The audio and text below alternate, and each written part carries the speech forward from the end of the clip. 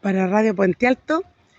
Vengo llegando de Maipú, de visitar a una amiga, y me encuentro con que me recibe Casas Viejas con toda esta agua aquí acumulada que va como río por la orilla, y hay truenos, hay relámpagos, está lloviendo muy suavecito, y yo salí en la mañana con Chalita, con Chalita, así que vengo directamente a tomar un cafecito.